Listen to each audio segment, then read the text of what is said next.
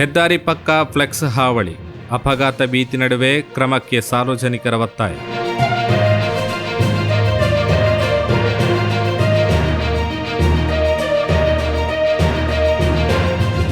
ಮಂಗಳೂರು ಬೆಂಗಳೂರು ರಾಷ್ಟ್ರೀಯ ಹೆದ್ದಾರಿ ಉದ್ದಕ್ಕೂ ವಿವಿಧ ಕಾರ್ಯಕ್ರಮಗಳಿಗೆ ಶುಭ ಕೋರುವ ಹೆಸರಿನಲ್ಲಿ ನೂರಾರು ಫ್ಲೆಕ್ಸ್ ಮತ್ತು ಬ್ಯಾನರ್ಗಳು ಅಕ್ರಮವಾಗಿ ಅಳವಡಿಕೆಯಾಗಿರುವುದು ಸಾರ್ವಜನಿಕರಲ್ಲಿ ಆತಂಕ ಮೂಡಿಸಿದೆ.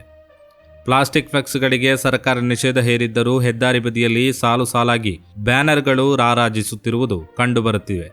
ವಿಶೇಷವಾಗಿ ಬಿಸಿ ರೋಡ್ ಪ್ರದೇಶದಲ್ಲಿ ರಸ್ತೆ ಅಂಚನ್ನು ಆಕ್ರಮಿಸಿಕೊಂಡು ಅಳವಡಿಸಿರುವ ಭಾರೀ ಗಾತ್ರದ ಬ್ಯಾನರ್ಗಳು ಯಾವ ಕ್ಷಣದಲ್ಲಾದರೂ ಕುಸಿದು ರಸ್ತೆ ಮೇಲೆ ಬೀಳುವ ಅಪಾಯ ಉಂಟಾಗಿದೆ.